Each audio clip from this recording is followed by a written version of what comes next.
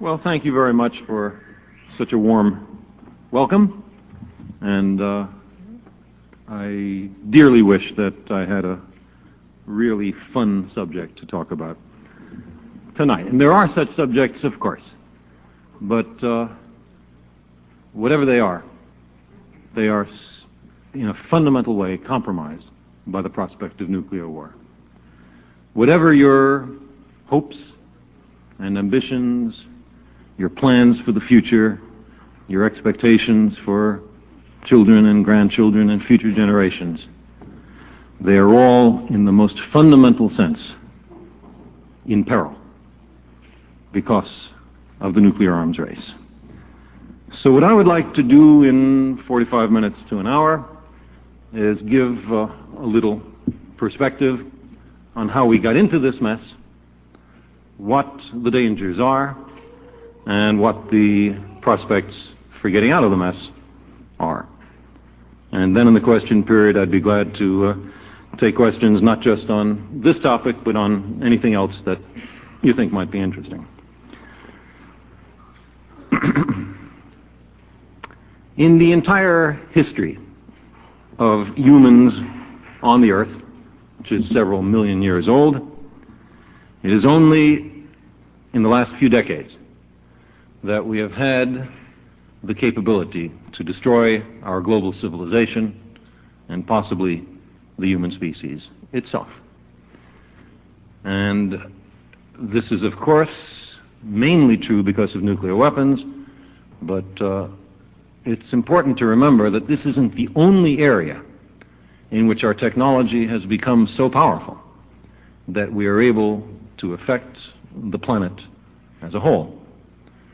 And any concern about nuclear weapons is a subset, although an extremely important one, of a much larger question, which is the sane and wise use of the enormous technological powers which are now at our command and will be increasingly powerful and increasingly at the command of many people on the planet.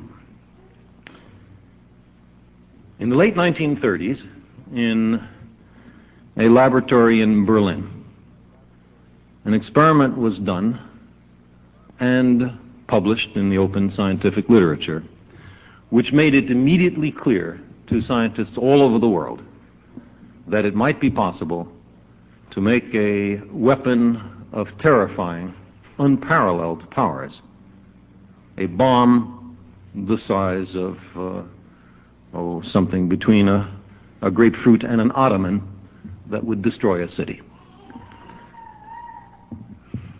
I agree.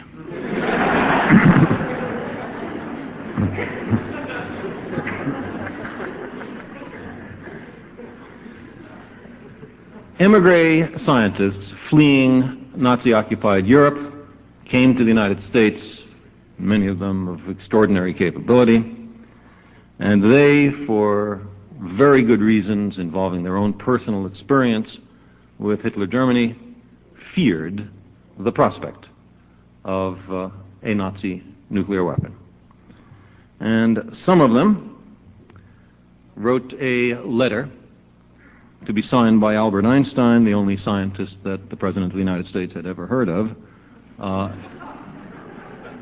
indicating the danger of this combination of the possible power of nuclear energy and the fact that the first experiments on nuclear fission in uranium had been done in Nazi Germany. And that letter, as well as a serious effort by British scientists, some of them also emigres from the mainland, led to the development of the Manhattan Project, which was intended explicitly to beat the Nazis to the atom bomb. Well, there was a Nazi atom bomb project. In fact, there were 4 of them, one of them sponsored by the post office. And while they had excellent nuclear physicists, the main The main Nazi nuclear weapons program was led by Nobel laureate Werner Heisenberg. Nevertheless, the Nazis came nowhere near developing a nuclear weapon, and when the European war was over in May of 1945, the original reason for developing nuclear weapons had disappeared. But there was an enormous technological momentum. There was also the prospect of lots of Americans dying in the Asiatic War with Japan, and a debate ensued in the scientific community. Maybe the nuclear weapons shouldn't be developed at all any further or tested, or maybe the nuclear weapons should not be dropped on populated areas in Japan, but just a demonstration nuclear explosion. But the debate among the scientists was pointless because the political leaders made it very clear to them that this was not their concern. It's very interesting that the same scientist, Leo Szilard, who had penned the letter that Einstein had signed, who was the first person to clearly see that a self-sustaining chain reaction was possible, who had played a major role in getting the U.S. Manhattan Project going. When Germany surrendered, he was very concerned about the possible misuse of nuclear weapons and attempted once again to make contact with the President of the United States. But his letter was on President Roosevelt's desk in Warm Springs, Georgia, the week Roosevelt died, and Roosevelt's successor, Harry Truman, was not interested in talking to some scientist with an unpronounceable name, and referred him to then Secretary of State designate James F. Burns. And so Szilard and Harold Urey and one other scientist took a train to Spartansburg, South Carolina in early summer of 1945 to argue, as Szilard did very eloquently, that dropping nuclear weapons on Japanese cities would have a large number of undesirable consequences, one of which would be a nuclear arms race with the Soviet Union. Burns was appalled. He told Szilard, A, that there was no chance that the Soviet Union would develop nuclear weapons because he, Burns, had it on very good authority that there was no uranium whatever in the Soviet Union. And B, wasn't Szilard, a Hungarian, worried about the fact that the Soviets were taking over Hungary? Where were his, Szilard's, priorities? And Szilard, in his memoirs, says that yes, of course he was worried about Hungary, but the disproportion of the importance of the two issues seemed to him extremely striking, that Secretary of State designate wasn't the least concerned about the possibility of a nuclear arms race, but the very short-term issues, that was all he focused on. Well, the United States went ahead.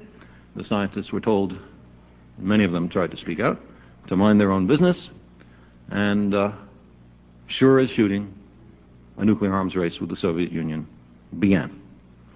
The general sense that when scientists provide governments with weapons, they are heroes and their advice is welcome, while when they urge cautions in the applications of these weapons, they are told to go mind their own business, is an absolutely constant and transcultural aspect of the nuclear arms race. You can see it very clearly, for example, in the history of Andrei Sakharov, who developed, more than any other person in the Soviet Union, the first Soviet thermonuclear weapon at an extremely rapid pace within the same year, essentially, as the United States did. But then, in the early 60s, when Nikita Khrushchev thought it would be a wonderful thing to have explode more than a nuclear weapon a week for a year, and to explode a nuclear weapon of yield 58 megatons, by far the most powerful nuclear weapon ever exploded, Sakharov said, hey, wait a minute, this is dangerous, this is foolish. And Khrushchev, you can read in Khrushchev's memoirs what Khrushchev's response was. It was that Sakharov's a very bright fellow, doubtless, but knows nothing about politics, and please do not bring him around again. Exactly, by the way, what Harry Truman said after he first met J. Robert Oppenheimer. Said, "Never let me see that man again." Now, what has happened since 1945? There have been a succession of developments of nuclear weapons and of their delivery systems. In almost every case, the technological advance pioneered, if that's the word, by the United States, the Soviet Union, always, except for one or two cases, huffing and puffing to catch up, and always catching up. So that the net result is something like this. The United States is the first to develop the atomic bomb, the hydrogen bomb, the intercontinental bomber, the submarine-launched ballistic missile, multiple independently targeted reentry vehicles, anti-satellite weapons, and so on. The Soviet Union is ahead in one area, intercontinental ballistic missiles, and they test their first one about 9 months before the United States tests its. The net result is that at the present time, there are almost 60,000 nuclear weapons on the planet Earth, divided into two categories, strategic and tactical. A strategic nuclear weapon is one that is attached to a delivery system which can carry it to the potential adversary's homeland. And a tactical nuclear weapon has a more modest geographical ambition. The delivery vehicles are of enormous power, or as the president would like to say, potency.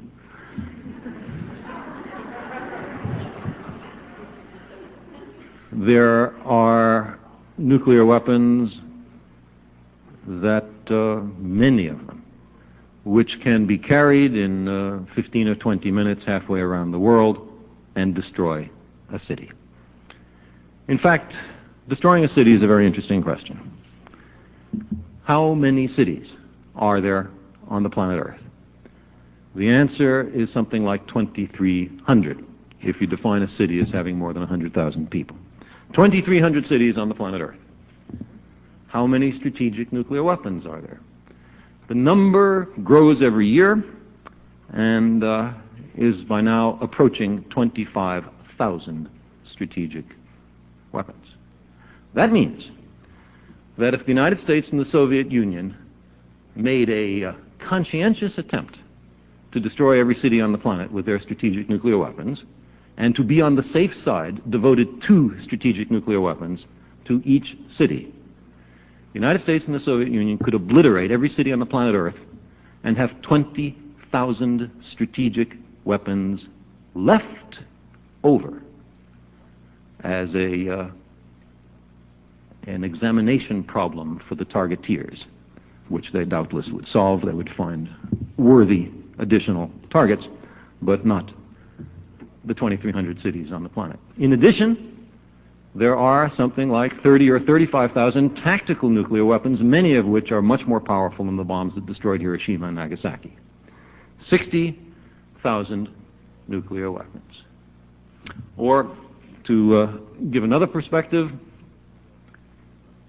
the United States has about 30 strategic nuclear submarines. A typical one, not the modern generation of Tridents, but the previous generation of Poseidon nuclear submarines, a single such submarine can destroy 192 Soviet cities.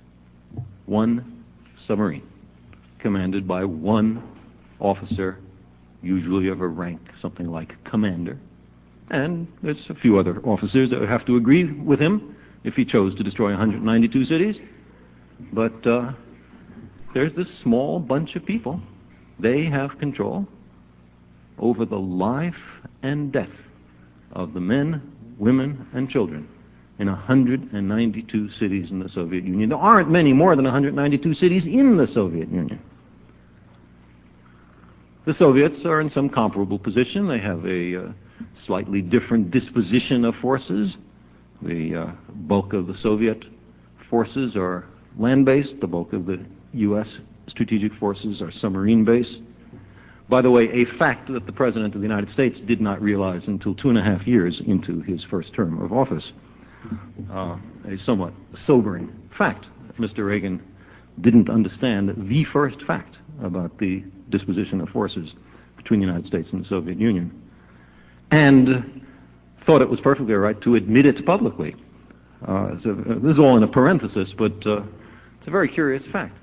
No national security advisor, no Secretary of Defense, no presidential science advisor was able to say, excuse me, Mr. President, there's a small fact you ought to have in mind if you're considering the then Reagan idea that there would be a uniform build-down in the land-based strategic forces of the two countries, leaving the submarine forces alone.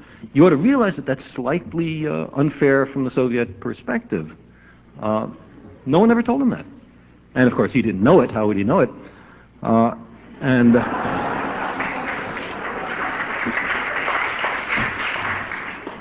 And so it's not surprising that that early effort at arms control failed. End of parenthesis. I just couldn't resist.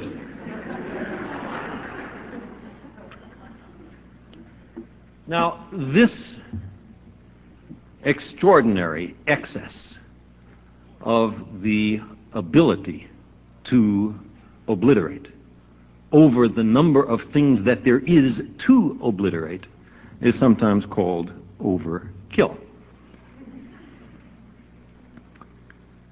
There is, by the way, a general tendency in this subject to use words which distance the sayer emotionally from the horror that's being talked about. For example, I use the phrase delivery systems. It sounds like, a supermarket, right? It's something to deliver the products. Delivery systems, it's the agents of worldwide death being carried halfway around the planet. We call them delivery systems. In a so-called central exchange, that's another one of those phrases, I'll give you something, you give me something, that would be great. A so-called central exchange between the United States and the Soviet Union. How many people would be killed? Estimates vary. This is not a subject amenable to experimental verification, except more than once. From something like a few 100 million people killed outright to the estimate of the World Health Organization that 2.2 billion people would be killed outright. Mainly by blast, by fires, by prompt radiation, mainly neutrons and gamma rays, and by prompt radioactive fallout. Plumes of radioactivity being blown downwind of the targets. 2.2 billion people. Well, maybe it's not that bad. Only a little less. Then there's the long-term effects. Long-term effects turn out to be serious. There is the persistent and long-lasting radioactivity. There is the compromise of the human immune system by sublethal doses of radiation. An amount of radiation that won't kill you can nevertheless significantly reduce your ability to resist disease. And imagine that happening at the same time that the doctors and the hospitals are mainly destroyed, that sanitary facilities are destroyed, that birds that are preferentially vulnerable to radiation and other environmental hazards, that are predators on insects, that carry disease microbes, are killed. Put those four together, and you can see why it is extremely likely that there will be worldwide epidemics, so-called pandemics, following a nuclear war. The compromise of the immune system is likely to be so serious that a study by physicians at Brown University have described it as a global case of AIDS but of course not communicated by any particular activities of those who suffer from it, just activities of the leaders of the countries. They can communicate AIDS to everybody.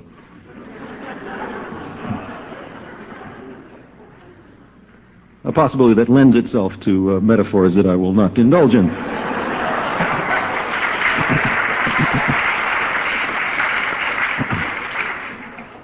Then there is the long-term climatic effects, the fine particles of dust and soot, the latter largely from the burning of cities, raised to high altitude, blocking the sun, cooling and darkening the earth, an effect that is called nuclear winter.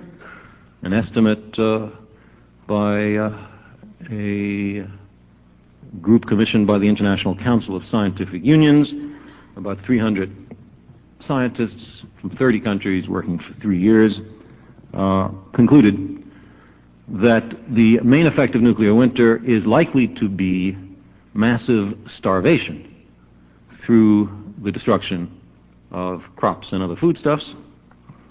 And that study estimated that the number of people who would be killed in the long-term effects might also be several billion. Well, 2 billion plus several billion is a fair number of billions. And there only happen to be 4.8 billion people on the planet Earth.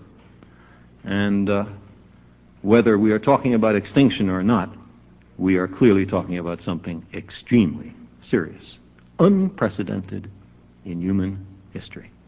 The stakes have never been higher. What's more, this is the year of Challenger and Chernobyl. Think of those for just a moment. High technology systems in the public view, into which enormous amounts of U.S. and Soviet national prestige have been invested. The last thing that the United States or the Soviet Union would wish to go wrong, especially with the worldwide public watching. And they were extremely confident that nothing would go wrong. An article in a Soviet English language propaganda magazine called Soviet Life, published less than a year before the Chernobyl disaster, discussed, by strange coincidence, the safety of the Chernobyl reactor. It's an interesting coincidence. And here, I've forgotten his title, some deputy minister of medium industry or some title like that, said that the mean waiting time to catastrophic failure, the average amount of years you'd have to wait before Chernobyl blew up by accident, was between 10,000 and 100,000 years. Nothing to worry about, comrades. 9 months later, boom. Likewise, NASA officials and NASA contractors made estimates of the mean waiting time to failure of a shuttle using the then prevalent shuttle launch rate and extrapolating it into the far future. And they decided that the average time you'd have to wait before a shuttle blew up at launch was something like 10,000 years. Nothing to worry about, buddy. Less than a year later, boom. There is a lesson in this experience which we would be foolish to ignore. If such systems that can be repeatedly tested can sometimes fail spectacularly, how can we be sure that this vast, enormously complex arsenal of nuclear weapons will also not sometime by accident have a catastrophic failure, and people will say, "Oh, I'm so sorry, I must have made a mistake in the calculation. There must have been some failure mode I neglected to see." This is also the year in which Seymour Hersh's book on what actually happened in the KAL 007 shoot-down is published. And what we find out from that book is that, at least in the Soviet military command authority, it is possible to have enormous confusion, misunderstood orders, and a shooting down under circumstances that nobody wanted. It just happened. And I don't claim that Chernobyl and Challenger doesn't have some such sense of human error as well. There's some mix of technological and human error. And then I think it is also wise for us to remember that this is the century of Hitler and Stalin. A reminder that madmen can achieve the highest office in modern industrial states. Or, to take a more charitable view, that the leaders of modern industrial states can go mad while in office. Doesn't matter from our point of view.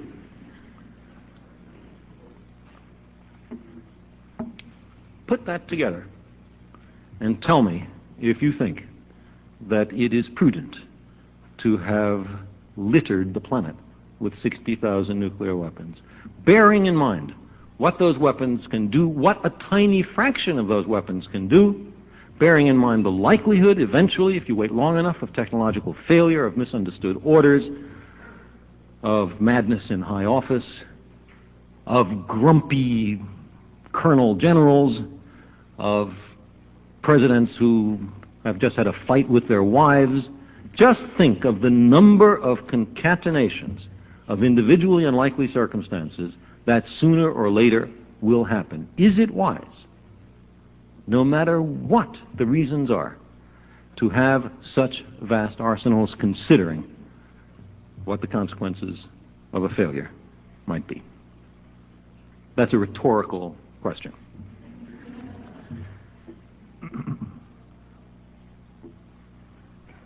Now, what solution can we imagine to this trap that the United States and the Soviet Union have set, not only for their own people, but essentially for everybody on the planet Earth? By the way, they of course didn't mean to set a trap. They were doing this only from the highest motives on both sides. They were patriots. They did it to protect what they hold dear, both the Americans and the Soviets. Each side has a list as long as my arm of abuses committed by the other. And only about 50% of those abuses are imaginary. The other 50% are absolutely true. And so each side always has an abuse on the other side that it can point to justify its own abuse. And everyone being swept up in patriotic fervor, in the conviction that their own nation is of course right, only has to look one step back to justify the next ratchet up the arms race. And so it simply continues without limit. What are the solutions? It seems to me there are only two categories of solutions. One is that you protect yourself against those 60,000 nuclear weapons, or the ones that you figure you are not yourself already in control of, and the other is that you get rid of them. It's hard to think of another alternative. If the only point of nuclear weapons is to make sure that the other side doesn't use their nuclear weapons, an extremely small number of nuclear weapons would suffice for that purpose, as my example of the 2,300 cities or the 192 strategic warheads on a Poseidon submarine indicates. Well, this first alternative to protect yourself is called Star Wars, or the Strategic Defense Initiative. It has lately been in the news, and let me try to say something about it. When I was growing up, I used to read science fiction, and there was a wonderful thing in science fiction called a force field. And it worked like this. There was a city, let's imagine the city's right here, and then over it there was a, force field. Don't ask how they did it. And this force field permitted air molecules to get through it, which obviously you needed to breathe. It permitted sunlight to get through, which obviously you needed. It let friendly airplanes get through.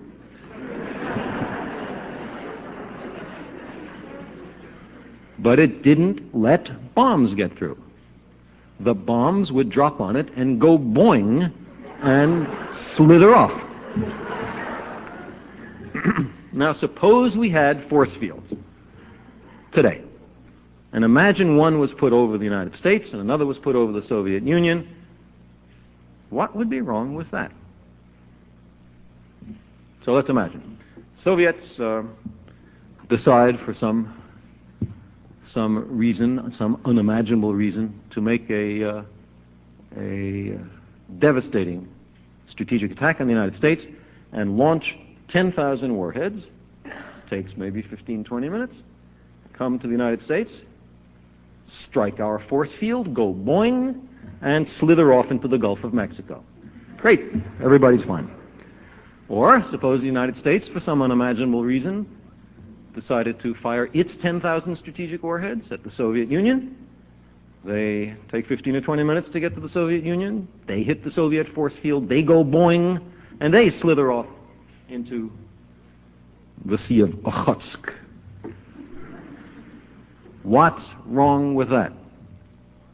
My answer is absolutely nothing is wrong with that, provided the shields are impenetrable and the force fields are erected simultaneously. There is nothing wrong with that. Both sides are protected from intimidation by the other. Of course, the rest of the world that doesn't have force fields, they got a lot to worry about, but they got a lot to worry about anyway.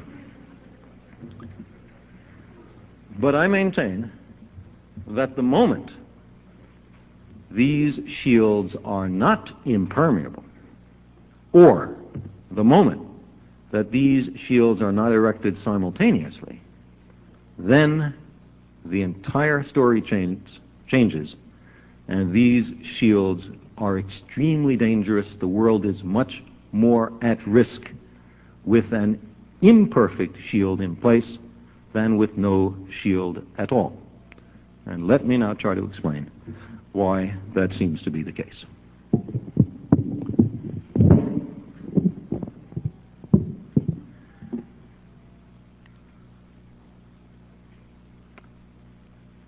The president's vision, that's his word, vision, is to make a shield which will render Soviet nuclear weapons, quote, impotent and obsolete, close quote. That means a shield that will protect the civilian population of the United States against a massive Soviet strategic attack. By the way, this word impotent has a meaning. There are many possible words that the president could have reached for. The fact that he reached for that one says something. And it says, I think, it's just another piece of evidence, that there is an important and hidden psychosexual aspect of the nuclear arms race, which you can see in many other places. I will in a moment talk about penetration aids. There are also missile erectors. The language of the nuclear arms race is full of such imagery, and all you have to do is look at a strategic missile and you can understand what pops into the minds of these guys. And this is again a parenthesis. A few years ago, one of the aerospace companies was delivering missile sets to wavering members of Congress. And it went something like this. You can, of course, make a model of a missile any size you wish. What they did is to show the U.S. strategic arsenal, a bunch of missiles, all about that size. And over here they had the Soviet strategic arsenal, they're all about that size. And what they asked the members of Congress is, which set would they prefer to have? And somehow, those were the ones that everybody liked. End of parenthesis. I mean, I think it is very striking how few women there are who are vigorous proponents of the nuclear arms race, how few women there are who are in positions of authority on either side about nuclear arms. It's only something that interests the men. End of parenthesis.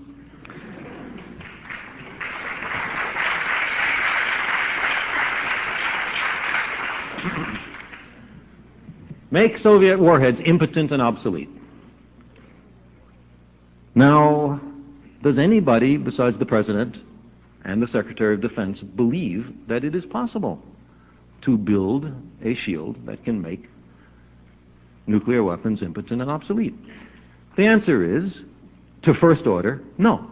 Nobody believes it, including all of the top officials of the President's own Strategic Defense Initiative organization, including Lieutenant General James A. Abramson, who I had the opportunity to debate at the Department of State this summer.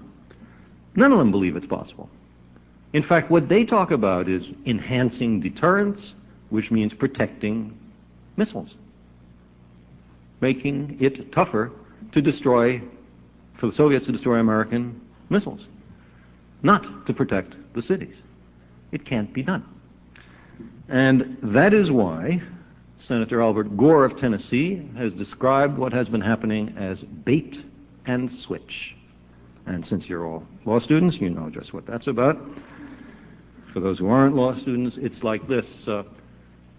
It's a television ad which says, come to Honest John's Used Cars. And there you can buy a 1984 Mercedes convertible for $2,300. Sounds pretty great. So we go over there, and it turns out that the Mercedes convertible is not available. But wouldn't you like a Camaro for $6,400? It's only 10 years old. That's called bait and switch. To protect the civilian population of the United States sounds pretty great. Remove us from the specter of knowing that guys halfway across the world can make a decision which will result in the deaths of us and everybody we know in 20 minutes from now. It'd be nice not to be in that position. And the idea of a Star Wars that will protect all of us from that is, of course, attractive and politically effective. But it turns out that nobody believes that it can be done. If you push the technically competent people in the Department of Defense who are advocates of Star Wars, you find that they will allow that after the expenditures of enormous amounts of national treasure, in 1 or 2 or 3 decades, it might be possible to develop a system which would shoot down 70 or 80 or maybe even 90% of the incoming Soviet warheads. Well, we can do a little arithmetic. If the Soviets maintain their present strategic arsenals and don't increase it, then they shoot 10,000 warheads at us. We shoot down 90% of those warheads. That means 10% gets through. 10% of 10,000 is 1,000.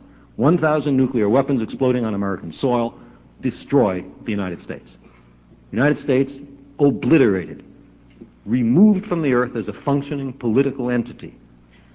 If Star Wars works. But of course, the Soviets are not likely to sit on their hands for 10 or 20 or 30 years while the United States develops Star Wars. And they have many options open to them. For example, they can overwhelm. They can increase the number of strategic warheads. So, to take a arithmetically simple example, suppose they believe that the United States might be able to make a system that's 50% effective, shoot down 50% of the Soviet warheads. All they have to do is double the number of strategic warheads. And then they can inflict exactly the same amount of damage on the United States. Except that the United States will have spent an enormous amount of money in developing these new and many people think pie-in-the-sky technologies. And all the Soviets have to do is use existing technologies or slight modifications of existing technologies. In fact, their big strategic boosters are incompletely MIRVed. That is, on their existing strategic rockets, many of them, they can put many more warheads. They don't have to build new missiles. That's a race that the United States will clearly lose. So they can overwhelm us. They can also underfly us. SDI is for strategic missiles, missiles on those long arcing trajectories going well out of the atmosphere from the Soviet Union to the United States or vice versa. That is not the full range of strategic delivery systems available. Star Wars would, for example, do nothing about cruise missiles, which follow the contours of the land at very low altitude. Would do nothing about ballistic missiles on depressed trajectories from submarines, let's say.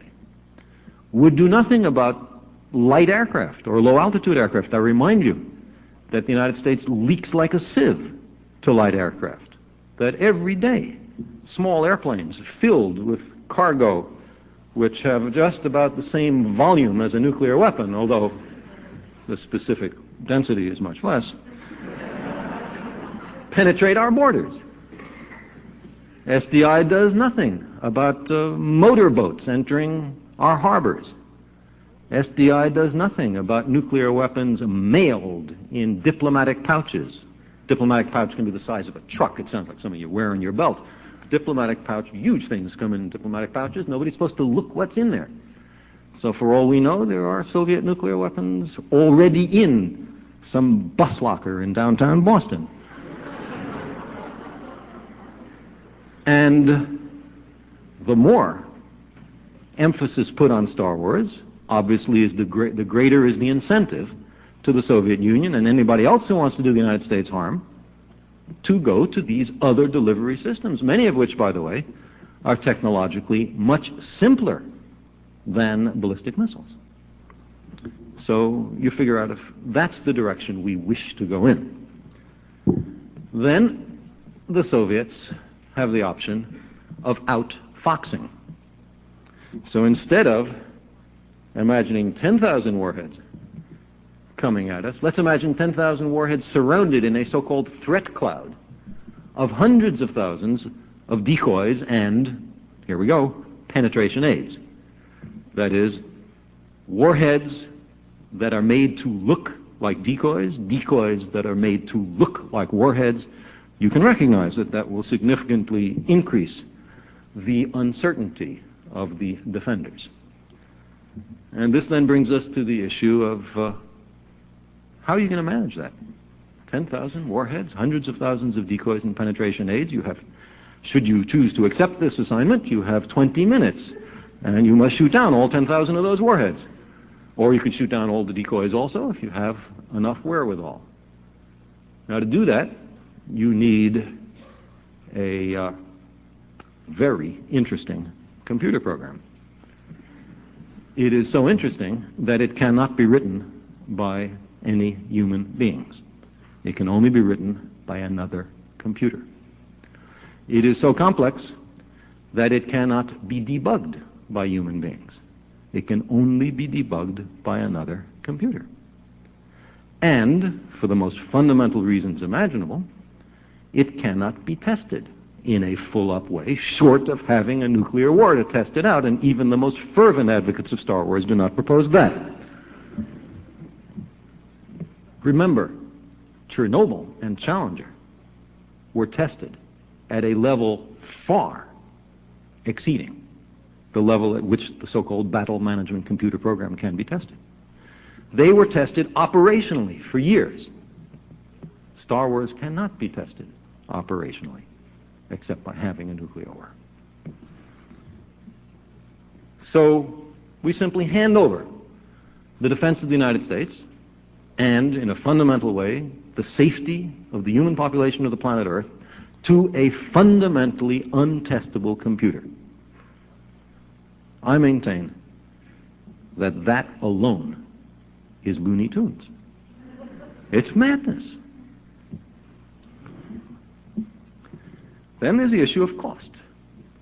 How much would such a system, many tiers of defenses, a variety of lasers and kinetic energy kill vehicles and particle beam weapons and all the rest of it, what does it cost?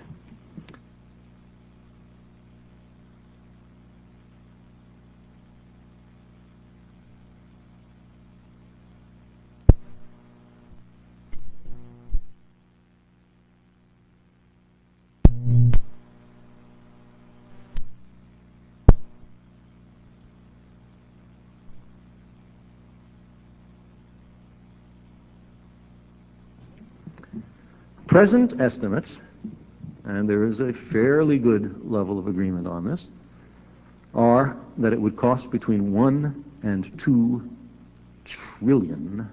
$1 trillion is $1 million. How much is $1 trillion? $1 trillion is twice the total indebtedness of all third world countries to all Western banks. $2 trillion is the national debt. The national debt. The one that the president complains about. This president, by the way, has added to the national debt not only more dollars than any previous president has, he has added more dollars to the national debt than the sum of all previous presidents going back to George Washington.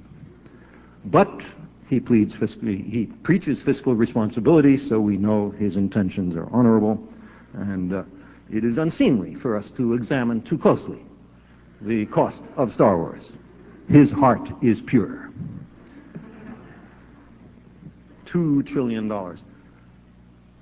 You know, it's an interesting question. How much money has been spent on the Cold War since the Cold War was enunciated in the late 40s? I happen to have this number in constant 1977 dollars. Don't ask me why.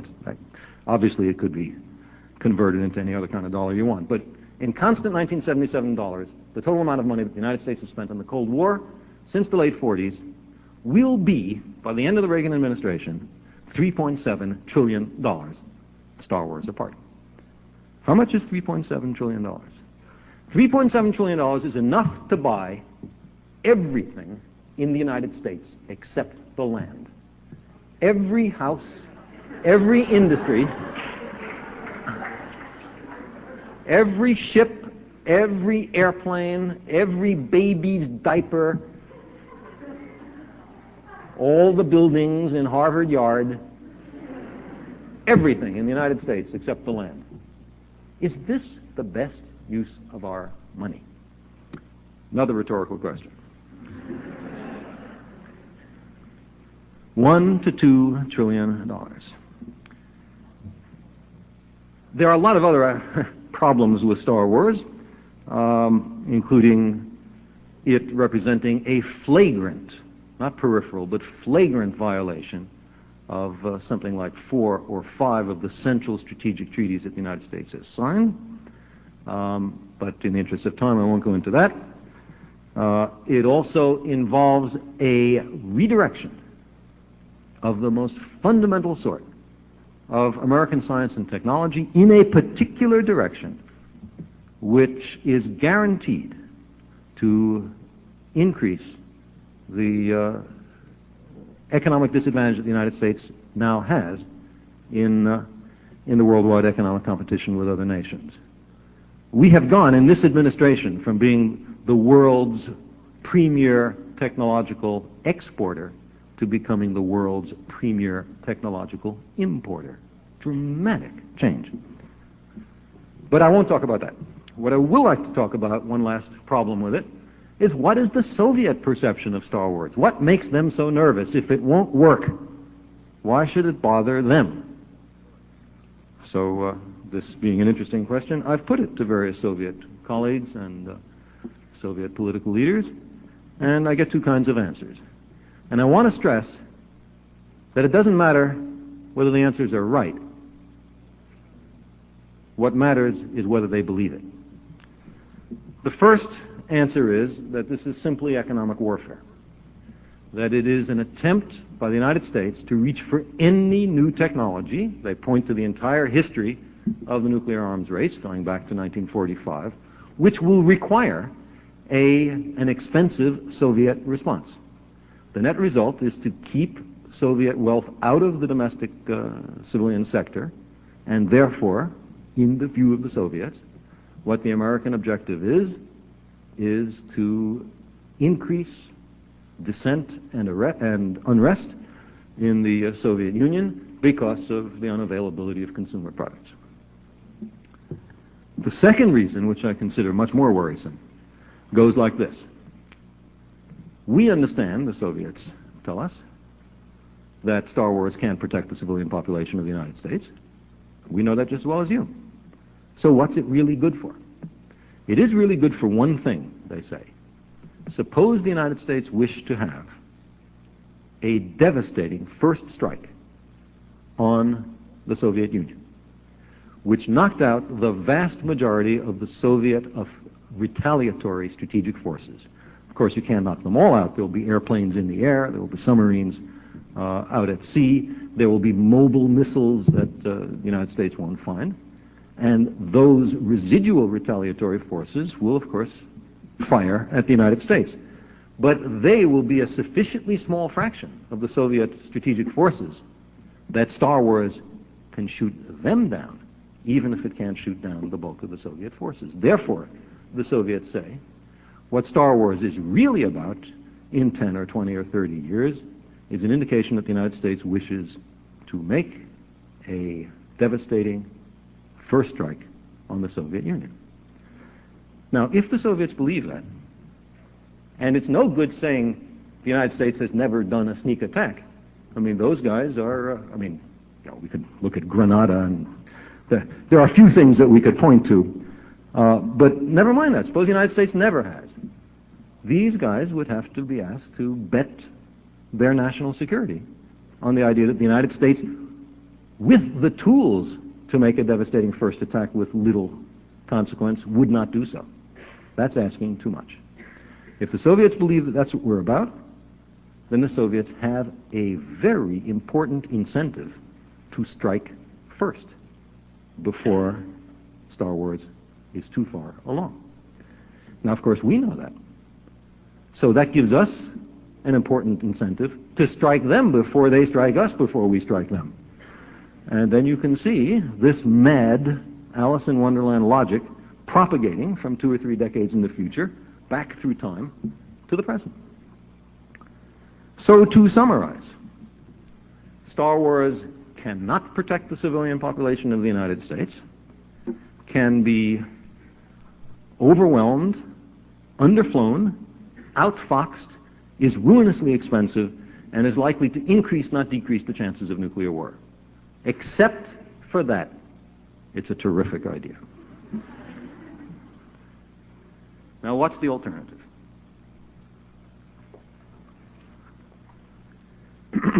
The alternative, which, if we can believe some members of the American administration, but not other members of the American administration, was almost achieved at Reykjavik a couple of weeks ago.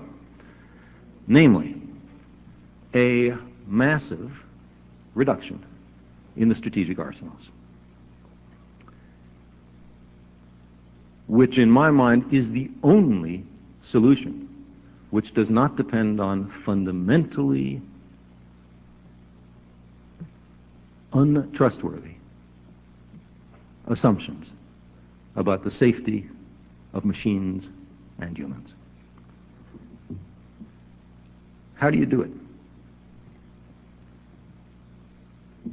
Do you have to trust the Russians? No, you don't have to trust the Russians. There are excellent ways to do it.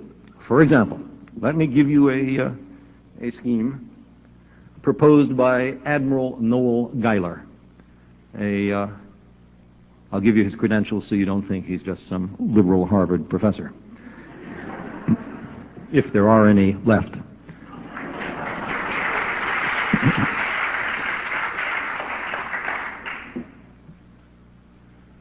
Admiral Geiler, now retired, was Commander-in-Chief of all U.S. forces in the Pacific, was Deputy Chief of Naval Operations, was Deputy Director of the Joint Strategic Target Planning Staff, the guys who decide which places in the Soviet Union are most worthy of receiving American nuclear weapons, and former Director of the National Security Agency.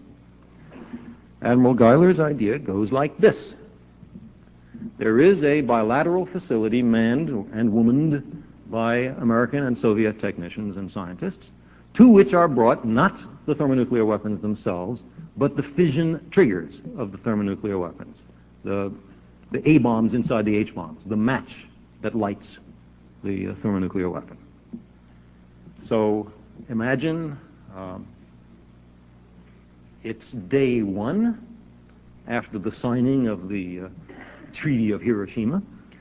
And on this side comes in a white-coated technician with stars and stripes on her shoulder. And she is wheeling something the size of an ottoman, and it has stars and stripes on it. And over on this side, there is another white-coated technician, and she has stars and stripes on her coat, and she has an ottoman which has stars. I said stars and stripes. Sorry, it's hard to keep them straight. Hammer and sickle on her shoulder, and hammer and sickle on the thing the size of the ottoman, and they both wheel them in. And over here at the center of the room, there are technicians with the equivalent of Geiger counters, and they determine that indeed there is weapons-grade plutonium or uranium here, and they keep accumulating them at a very large rate. You might worry that the other side will build nuclear weapons to compensate for the ones that are being handed in, but to do that in a significant way is very tough if you have the present capability of overhead photographic reconnaissance satellites. And if this is something that really worries you, then you insist upon intrusive in situ inspection, which the Soviets have already agreed to on a number of other issues, including nuclear testing. In fact, implemented in that case. What do you do with these warheads? With these fission triggers? Geiler says that you build safe nuclear power plants. Not impossible. Just have to be careful and not give it to people whose main motive is greed. And you then convert the fissionable material into electricity. The ultimate in beating swords into plowshares. That's one scheme, and I mention it only to give some sense of reality to the idea. Do you have to trust the other side? How could you possibly imagine going from the present situation to the one I've just described?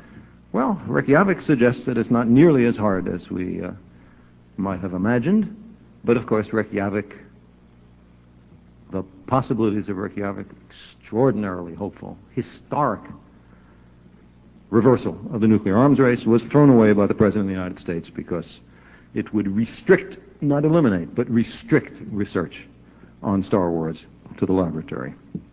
An enormous tragedy. But then there is some question about whether the President understood what he was saying, because the present confusion about whether he was talking about all strategic weapons or just ballistic missiles seems to me consistent with the story I told you before about the President not understanding what the disposition of forces between the United States and the Soviet Union's strategic forces were 2.5 years into his presidency. The United States and the Soviet Union remind me of an old married couple who can't stand each other very much, but for some reason, religious scruples, the avoidance of gossip, benefit of the children, some reason, can't get a divorce. And so they have to live with each other, much as they hate it. Now, each side has an exquisite knowledge of all of the faults of the other. And there's plenty of faults to pass around on both sides. But the thing is that neither nation recognizes its own faults. It only sees the faults of the other. Now, you know that real married couples like this, and there are many of them around, have no hope of reconciling their problems until they are willing to realize their own contribution to the problem. That's the first task of a marriage counselor, if they go to one. But they're not likely to go to a marriage counselor because doing so is already a token of admission that each of them has some responsibility for the problem. So each blusters, each is full of of self-righteous indignation. Each can point to, as I said before, abuses on the other side. And you look into those abuses, sure enough, they did those abuses. And there is no one on the planet who is a suitable marriage broker. Who would be a marriage broker to the superpowers? There is only one category of marriage broker, and that is the people. It seems to me it is the only possibility. Now, the United States and the Soviet Union have oscillated in their relations. Sometimes, when I was in college, it seemed to me that it was this way. The United States was quite reasonable, the Soviet Union intransigent and obdurate. Other times, it's the other way around. This time is one of those other ways around. This moment is when the Soviets have stopped nuclear testing for the last 14 months. Not a single Soviet nuclear weapon has been exploded. The Soviets invited the United States to join this moratorium. The American response has been contemptuous. 22 American nuclear weapons exploded. That's our answer to the Soviets. Why are we blowing up these weapons? Well, first thing we said was because the Soviets had just completed a flurry, that was the word, flurry, of their own tests. And now that they are ahead, 60,000 nuclear weapons, what does ahead mean? Now that they're ahead, they want us to stop. We will not be snookered by those Soviets. Well, take a look. The Soviets stopped on August 6, 1985, the 40th anniversary of Hiroshima. How many nuclear weapons did they explode from January to August of that year? The answer is 9. 9 is below the average of the United States and the Soviet Union for that 7-month period. There is no flurry. So, this is pointed out to the administration. They say, oh, did we say flurry? Sorry, it's not a problem of flurry. The problem is verifiability. The Soviets will not permit in situ verification, and without that, we can't trust them not to test. So, an American environmental organization called the Natural Resources Defense Council in Washington negotiated an agreement with the Soviet Union for an American seismic network manned by American scientists and technicians to be emplaced at the Soviet nuclear test site near Semipalatinsk in Kazakhstan. There is such an agreement. There is such a network. It's in existence at the present time. There are Americans there listening for nuclear explosions. Of course, they hear none from the Soviet Union. There are quite a number from the United States. So, the administration officials tapped on the shoulder. Did you say verification was the problem? Look, there's an in situ network. Oh, did we say verification was the problem? Well, it's not exactly that kind of verification. See, it goes like this. The Soviets have a number of options open to them. And now I know this will sound as if I'm making it up, but I'm not. Here are the 3 ways, according to this administration, that the Soviets will cheat. First, they will wait for a natural earthquake in Kazakhstan and then explode their nuclear weapon.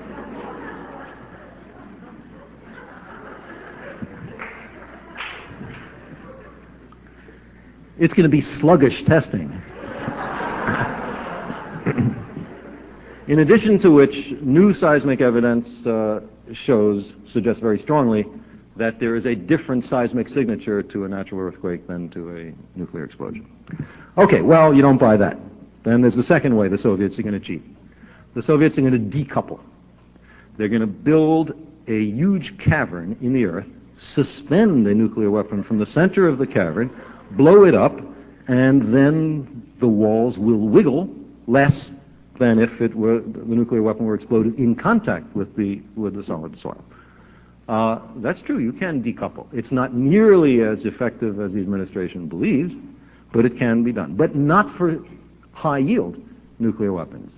Only for the very lowest yield ones, which aren't the ones that worry us.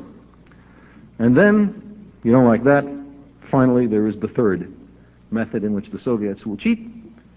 And I'm sorry to say that this was even proposed to the Congress by the chairman of the Joint Chiefs of Staff as why we cannot stop testing.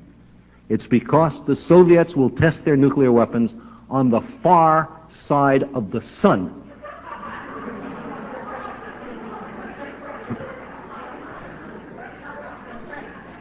You got that? In the Earth's orbit, but around there, on the other side of the sun.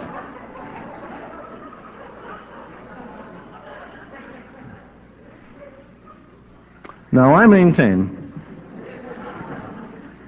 that the existence of such arguments is a confession of intellectual and moral bankruptcy.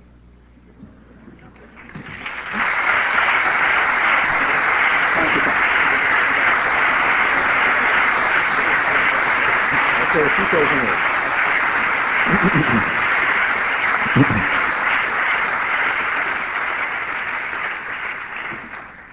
So what I say is it's time to stop testing.